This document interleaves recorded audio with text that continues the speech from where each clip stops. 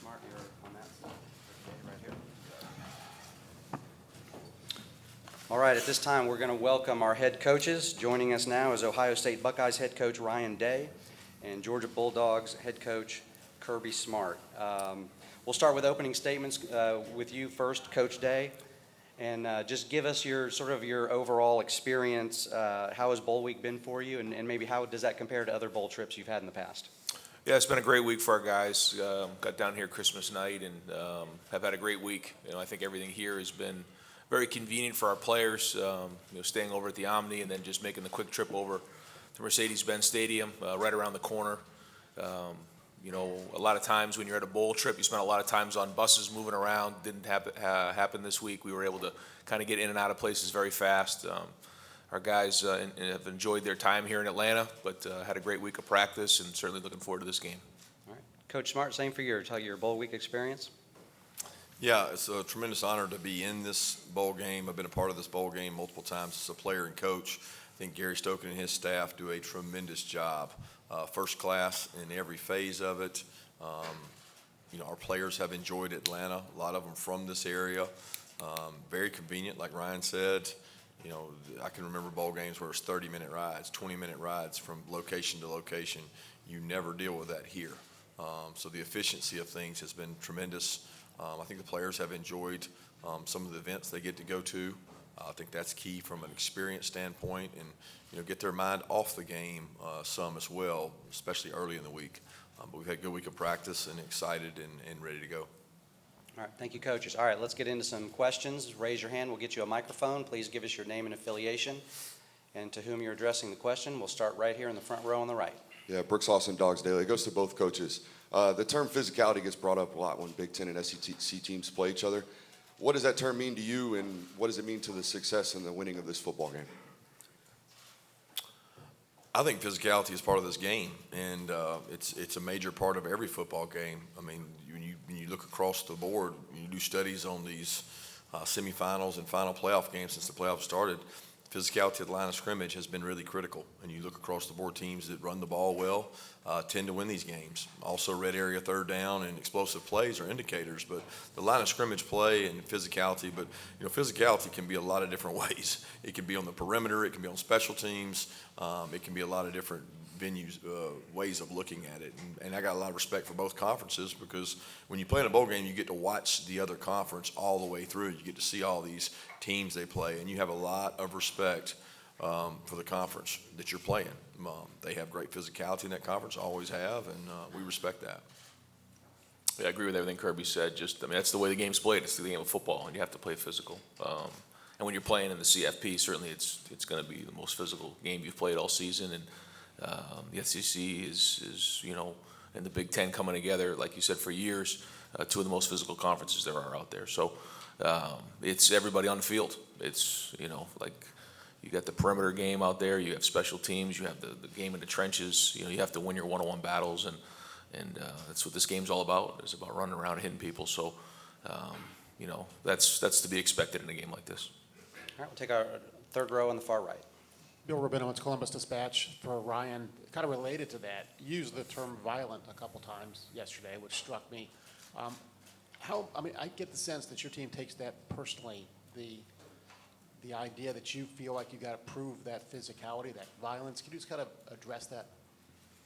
Well, again, playing in the CFP, you're going to be playing football at the highest level, and this is going to be an unbelievable environment and electric atmosphere, and playing in Mercedes-Benz, and again, playing in the CFP, it's going to be that type of atmosphere. Our guys know that and understand that, and that's what you're going to get in a game like this. So, our guys have been practicing that way and preparing that way so that we can play our best football. But we know that that's the type of game it's going to be. All right, next question, halfway back on the right side. Yeah, Austin Ward, Rivals and 97.1 The Fan. Ryan, I know that you don't necessarily consume a lot of Ohio State media, but did you make an exception for Paris's story, and what did you think of it? Paris Johnson is just a tremendous young man, and I did read his letter. I think that's why we get into coaching. I think in today's day and age, there's a lot of things that happen. There's a lot that goes into it, but to spend time recruiting Paris. And during that, like he said in his letter, Urban started recruiting him, and then I came in and kind of took it over, and then Paris, and his mom went on that whole journey to go, see a lot of different schools, but ended up back at Ohio State. And then to see his growth, what he's done on the field, off the field, his impact at Ohio State has been tremendous. And that's the reason you get into coaching, is to have an impact on young people, and winning just allows you an opportunity to do that more and more. And, proud of him, and I thought it was well written. All right, next right here in the front row on the right. Evan Kroll, Dogs Daily. This question goes for both coaches.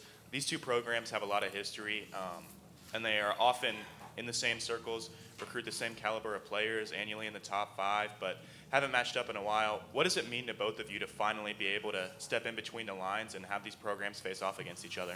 All right, Coach Smart, with you, please. Well, I'm excited for our kids and our opportunity. The two brands of both programs speak for themselves. I think everybody in the country knows the kind of football they've played and we've played here recently, and it's really about them. It's not about us as coaches. It's about the opportunity for the players to go out and play in what's going to be an incredible environment. And that's what you choose to go to Ohio State or Georgia for, is to play in games like this. So I'm excited and happy for them. And I have so much respect for what Kirby's done and what he's built, and winning the national championship last year, and certainly his team's played unbelievable this season. So, when you look at the beginning of the year, you say to yourself, okay, where are we going to see ourselves in December?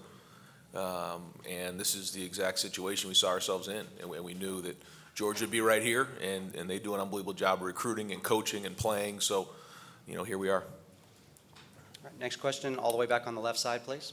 Yes, Dom Taberry, WBNS TV in Columbus. For both coaches, beginning with you, Coach Day, what concerns you the most with the Georgia defense? On the other side, Coach Smart, what concerns you the most with Ohio State's offense?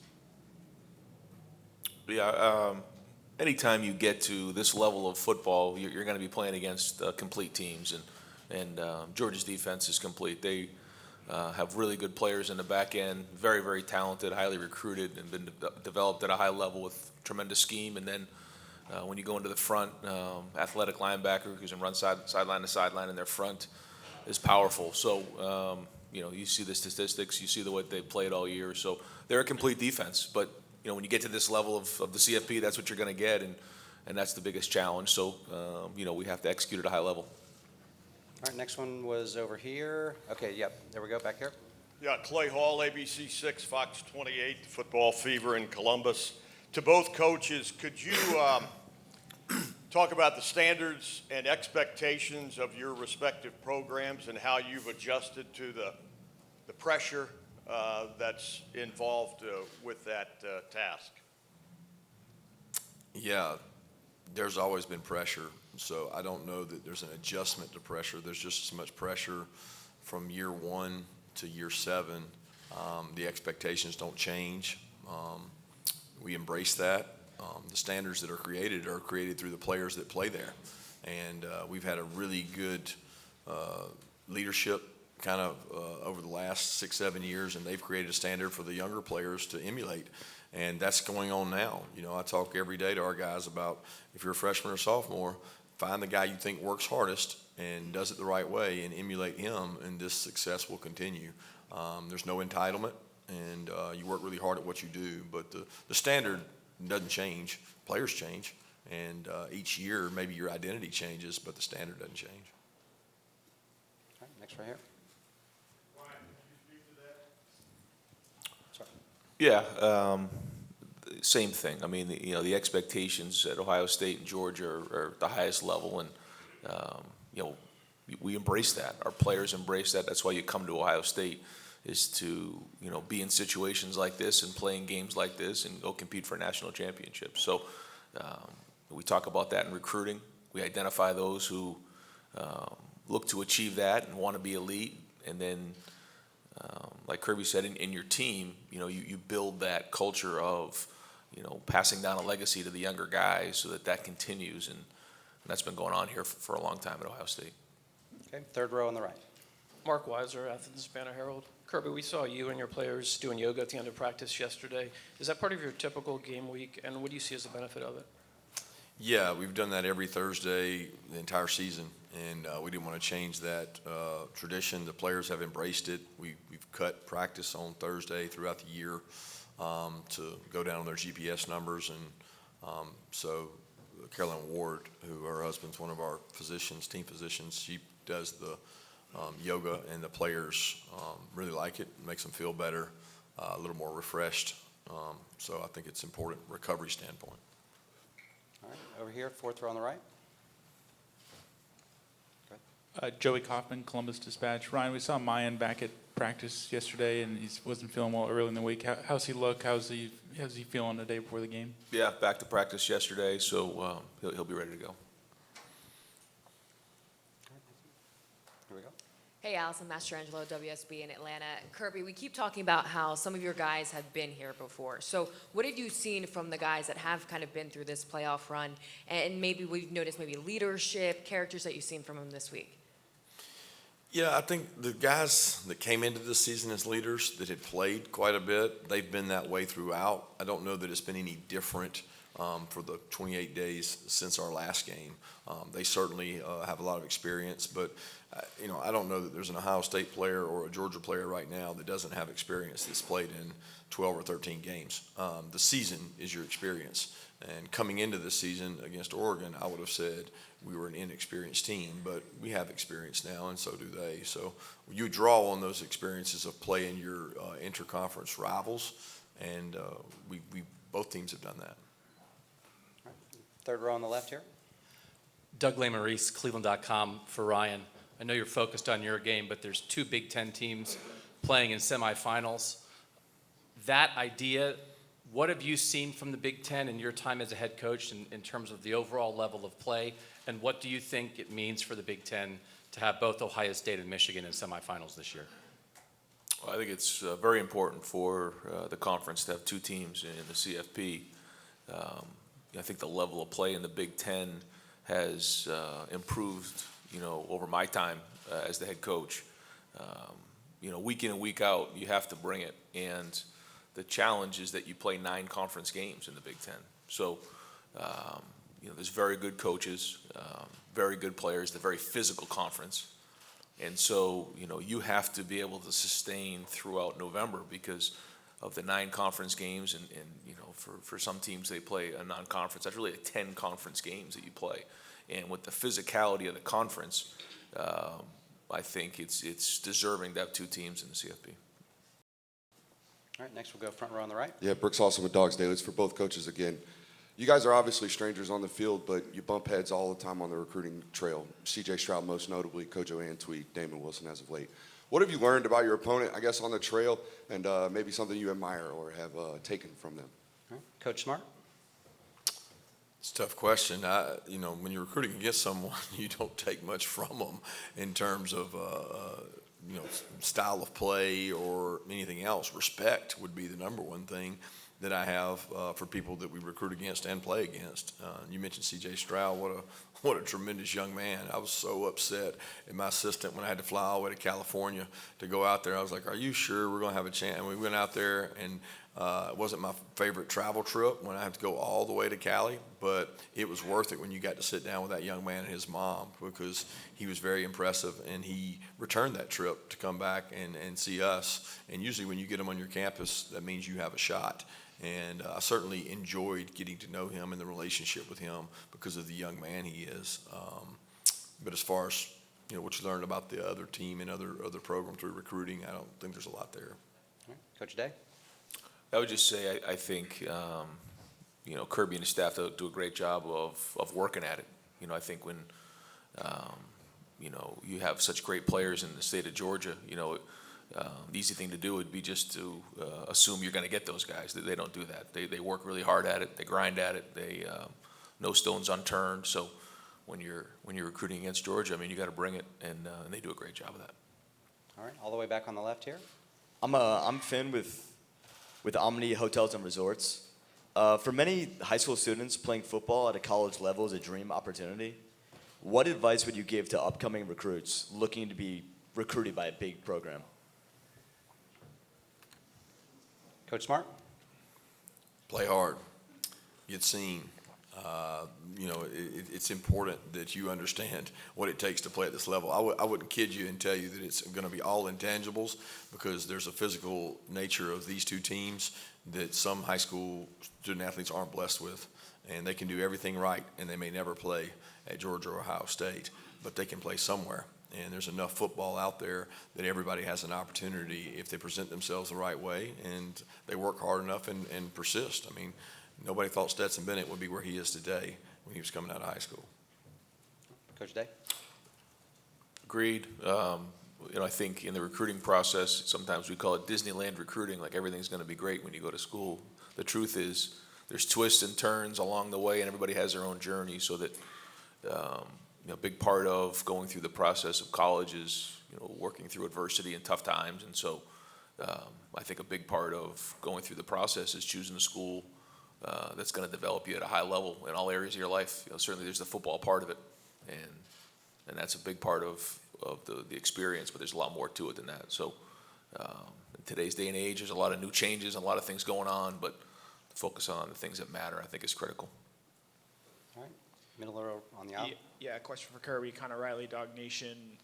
What have you been able to see from Ladd and Warren McClendon this week, and how beneficial have these last 4 weeks been for Amarius Mims and A.D. Mitchell? They've been great for those two guys. Amarius has gotten to play a ton this year, so he's been a rotational player, and mainly for the reason that if you lost somebody, he could go in and play. If you remember, Jamari had this situation some last year at the end of the year, and even in the championship game, where he had to move positions and play with some injuries and do some things to help us out. So, and we're still hopeful to get Ladd and Warren back. All right, next question right here on the far right. Coach Kirby, Caleb Spinner, Scarlet and Gray Sports Radio and Buckeyes Now. You were neck and neck in recruiting C.J. Stroud. What attributes did you see in him, and what does he share with Stetson Bennett? Well, he's a tremendous leader, and I think when you play that position, you better be a leader. And he's very quiet then, very humble, but very talented. And he has great vision down the field. He has great athleticism to take off and run, and that's something he and Stetson both share. They had two different kind of paths. CJ was highly recruited. CJ got to play relatively early in his career, and they both had success. I have a lot of respect for the way that both of them treat their teammates and make it more about their teammates than themselves. All right, midway back on the left, please. Patrick Murphy from 247 Sports. For both coaches, you guys have had to deal with injuries throughout the season, next man up mentality. How does that change when you're at this point playing in the college football playoff, when you need guys to step in for those guys who may be out for these games? Yeah, I don't think it changes. When you're into this part of the season, you certainly have a month to get some guys healed up, but that's college football. You can't pick up somebody on waivers. You gotta develop young players and bring them along, and this time has been great because bowl practice is very similar to spring practice, where you can get young players a lot of reps and a lot of good work. So you continually use this time, the spring practice, the preseason, to build your depth, so that when you need to fill a guy, or fill a spot, you can do that. And this time of year, there's always those opportunities for players to do that. So it doesn't change. Yeah, I don't think it changes. Okay, on the aisle here on the right. Tim May, Letterman Row. I'd like both you guys to address this. You're both leaders in your profession. You've had teams get to the college football playoffs several times and stuff. What is the fair, you think, remuneration that players should be looking at, maybe down in the future, for playing in these games, sharing in basically the wealth, or whatever you want to call it, a bonus, whatever you want to call it? I would think you were probably both before it. What do you think would be a fair number? I don't think you can put a number on that. I don't think it's fair for me to sit here and assess that number without studies and values. I do think the NIL opportunities that our players have gotten have been tremendous for them in terms of creating a lot of opportunity for themselves and a chance to help their families. I think the CFP does a tremendous job, who gives a really handsome check to the families to travel to these locations that are tremendously hard to get to. And you're talking about 2-night minimums, and you're talking about New Year's Eve. And those are things that I know when I was a player the parents weren't afforded. So it's come quite a ways, but to put a number on that, I'd be remiss to try to answer that right now. Coach Day? Yeah, same thing. To try to wrap my mind around how much that is or what that should be. I mean, I do think there should be something for them, for sure. And I do think what they're doing now is great. But I know moving down the road, there should be more. It's just, how can I possibly say a number? I wouldn't be speaking ignorantly. All right, left side on the aisle, please. Allison Mastrangelo, WSB in Atlanta. This is for both coaches. What does the eve of the semifinal game look like for both teams? Besides the walkthroughs, what are you guys doing together to get ready for the game? Coach Day, start with you. We'll keep our routine the same. We've tried to keep this week like a game week and less like a bowl week. So, like you said, we have our walkthroughs, we have our meetings, we have our night together on Friday. We call it Best Fridays in football, and it'll be a long day, getting ready for this game, an 8 o'clock kickoff. So, we try to do the best we can to keep the routine the same, and that's meetings, walk through over at the stadium, and then we come together for dinner, movies, watch some football, and then get to bed. Yeah, very similar. We keep the same routine. We keep it home and treat it like a road game in terms of we would be arriving today. We want them to have a mindset of they arrive today. That's one of the hardest things psychologically to prepare your team for, from being in the same place for 6-7 days, sometimes in the same room. So psychologically, we try to do some things to help with that, and then we treat it like we arrived, we go do a walkthrough, we do a movie, and prepare for a big day tomorrow. All right, over here on the left. Yes, Dom Taberry, WBNS TV. Coach Smart, what is your biggest concern with the Ohio State offense, and is this the best offense your defense will face to date? That's hard to answer that in terms of is it the best that we faced to date, because we haven't faced them. When you look at them on tape, you certainly see the talent. It kind of oozes off the tape, especially at wide out, the quarterback position, two really good protectors, and they got talented players across the board. A tight end who I have a lot of respect for. I think is one of the best tight ends we faced all year. So they got a guy that can distribute the ball and get it to them. So it's a very, very talented team. When you talk about concerns, it's trite expression, but it's the same concerns every game we play. How are we going to play? What are we going to do in terms of execution, playing the ball in the air? There's going to be one-on-one matchups all over the field. You got to win those one-on-one matchups. And when you're playing Ohio State, you got to be disruptive. You got to affect the quarterback some kind of way, because if you don't, he's very accurate. He's a very accurate passer that knows where he's going with the ball, and when you give them free access with a quarterback like that, they can wear you out. So, but most games come down to the same thing: turnovers, explosive, red area, third downs. I mean, it's what the greatest indicators are of winning. All right, midway on the right. Mike Griffith, AJC Dog Nation. Kirby, last year I asked you and Nick Saban this question at the championship game, Coach Day, if you could answer in the NIL transfer portal area about this model, the disadvantages that you have preparing for a game while maybe other teams are working the portal or recruiting more aggressively. Do you think this is a sustainable model, what you're dealing with right now with the transfer window, as well as the NIL dealings that are taking place for both coaches? Yeah, it's sustainable. I don't think there's any question is it sustainable, because there's nobody that's going to weep and cry for the teams that are playing in the playoff because they're playing in the playoff. There's nobody that feels sorry for us. I mean, we get advertisement galore on ESPN. We get opportunities like this. Our kids get to play in front of the largest viewership. The value you get in that in terms of recruiting or transfer portal, if that's what you choose to do, then you get plenty of time to do that. Everybody has time demands that plays in bowl games, and if you're not playing in a bowl game, you probably got other problems that you're concerned with too. So the model is what it is. I think we can all complain about it and say there's things that I wish were different, but it is what it is, and I don't have the answer or solution that says what's better.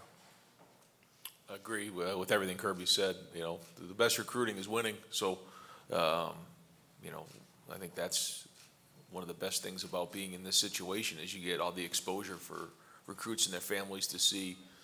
You come to Georgia, you come to Ohio State to go play in the CFP. Well, here we are. So, I think when you make decisions on changing things or moving things, the ripple effects don't get recognized for at least a couple years down the road. So early signing day, portal, NIL, all these types of things, you don't see them shake out for a couple years down the road. So I always caution about changing again and keep continually, making all these changes, because it just disrupts how things are being done. So, as we move forward, we have to make sure that we're really smart about the decisions that are made and the changes that we make. All right, third row on the left here, please. Doug Maurice, Cleveland.com, for Ryan and then for Kirby as well. When you have multiple weeks to prepare a game plan in a situation like this, what are the similarities and differences to when you're preparing a game plan in a week's time during the season in terms of getting with your staff and building what you want to do on game day? Yeah, for the bowl structure that we use, we spend the first part of the bowl month working on fundamentals and just good on good, and really don't dive into the game plan until we start to get a little bit closer towards the game, and then try to treat it like a game week. You obviously have more time to look at your opponent and get organized, and look at the things that they do. But then you can also get to the point where you can overdo it. It gets similar to the first game of the season.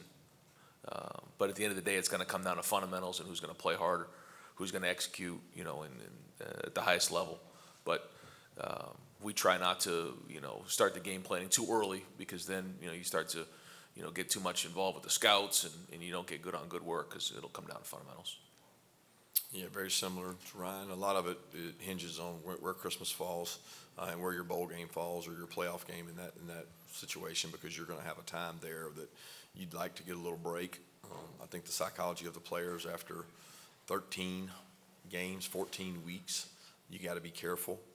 They got to want to play, and I think it's assumed that kids just want to play in bowl games or CFP, and you can wear kids down. They're not professional athletes. They have more burdens on them in terms of academic requirements, and they're younger. So we try to do a good job of filling breaks in with hard work and sell them on the plan from day one, and tell them how those 28 days are going to look, and then try to go do it better than the other team does it.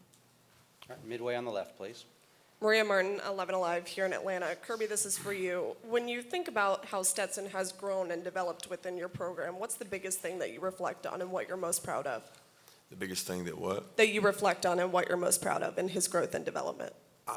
I'm most proud of the fact that he was persistent, and he stayed the course and didn't, jump ship when he was 2 or when he was 3. He stayed the course and stayed with us. I mean, I'm very grateful for that persistence and resiliency he showed, and his belief in himself that he showed. Because I don't think any of those qualities had anything to do with myself or Coach Monken or anybody else that was involved in him. They were traits within him that he loved Georgia, and he wanted to prove that he could play at Georgia, and he created his own story by doing that. Okay, middle, right here, third row on the right. Anthony Dasher, UGAsports.com. Coach, another Stetson question.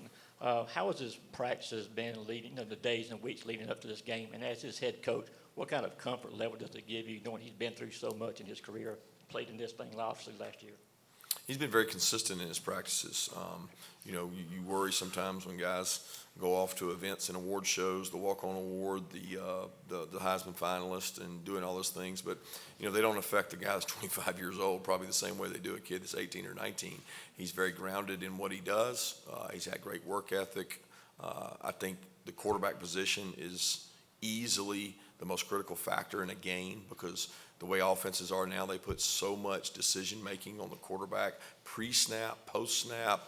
I mean, everything is on the quarterback. So both these teams got really experienced, really proven guys who make good decisions. So when you have that, you're right more than you're wrong, and that usually creates scoring. So I'm very grateful and thankful that we have a guy like Stetson who's played in games. Okay, same spot over here on the far right. Bill Rabinowitz from the Columbus Dispatch for Ryan. If you had beaten Michigan, you knew you would be in the playoff. The fact that you had to go through those days of uncertainty and misery and all that stuff, how much do you think that will help you in this game, that you had that scare, and maybe more gratefulness that you're here? I think at the time it certainly gave us an injection of energy and excitement, for sure, coming off of that weekend, and then into that week, and then the next week it was a range of emotions. And allowed us an opportunity to have great energy and great focus and an edge during the month of preparation for sure. So we'll see. I mean, we'll see tomorrow night. We'll see where we're at. But I'm really pleased with the way we've practiced, how our guys have gone at it. You know, we've had a lot of physical practices, and so you know, when you have something taken away from you, it does give you a little bit more of appreciation for what it is, and you know, we'll see how we play, but it has been a great month. All right. All the way back on the aisle on the right side, please.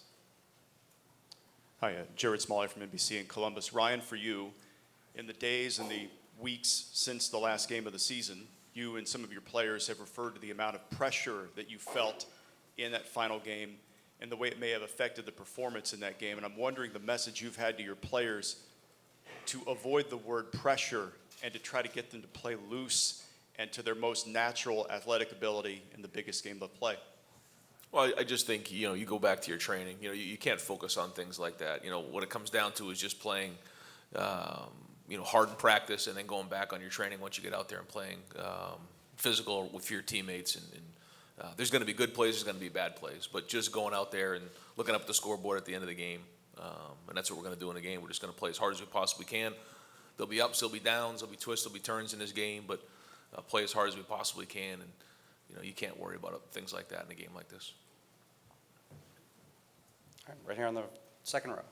Tyler Danberg, Scarlet and Gray Sports Radio. Coach Day, how has practicing at Mercedes-Benz Stadium this week allowed you and your team to get accustomed to the venue?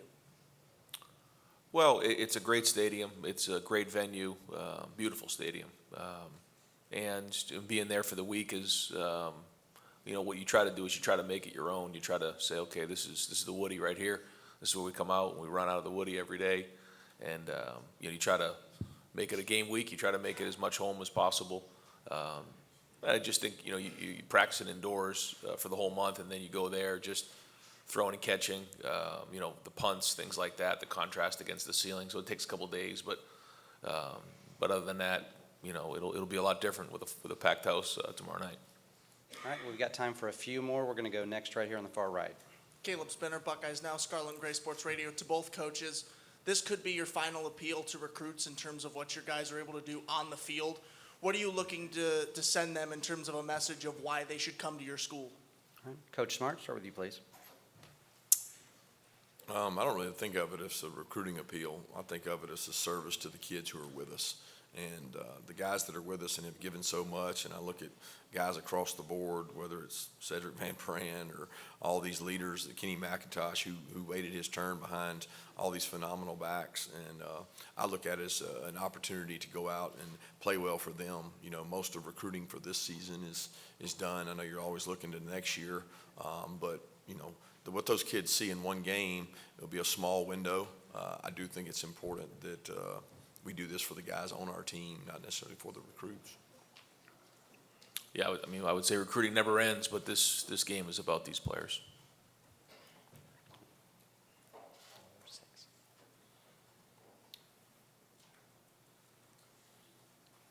One more.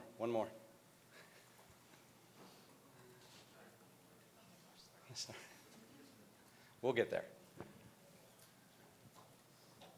Ryan, Nathan Baird from Cleveland.com. For Ryan, just you talked about that, you know, ending the season the way you did, getting to now. Anything that you learned about this team through that process, or any individuals that sort of revealed themselves as being different, or having, you know, a new leadership qualities that helped you, you know, push to this point? Well, I think you know who the leaders are, and you know who the guys are that we turn to. And I think those guys have done a great job. They've had a voice. I won't point one or two guys out because we got a great group of guys. And again, at this point, there's not much more to talk about. We've had a great month. The guys have done a really good job, and so now it's time to go play the game. All right, time for maybe one or two more. Where are we going next? Next question. All right, over here on the far left on the aisle. Rob Mickle, Big Ten Network. Coach Smart, when you look at the Ohio State wide receivers, what do you see from Marvin Harrison Jr. and the talent and the depth of that group? Elite ball skills, playmaking ability. Those guys grew up under a system of wideouts that were just tremendous. And you look at it and say, if I get to play behind some of the guys they've had, you know the training they've had, you know who they've been able to watch. And across the board, they've got size, physicality, ball skills, vertical speed, all the qualities you want in wideouts. They recruit wideouts at a high level, and you see why when you see the guys they're playing with now. All right, we'll take our final question midway back on the right, please. Yep. Bill Troche of Sporting News. This is for Kirby. After you guys won the national championship last year, did you reach out to any other coaches, maybe even in different sports, who had won a championship, and then ask them their approach to the following season, like if, you know, how they approached it, that type of thing?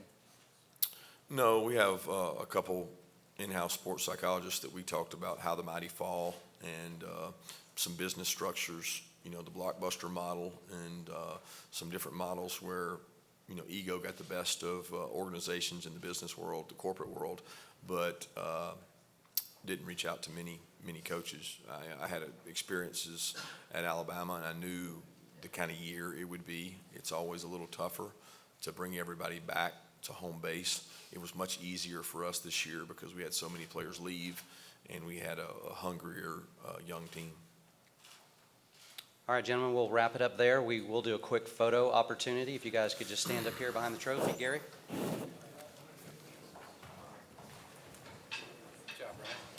Okay, so we're going to start with the stills in the front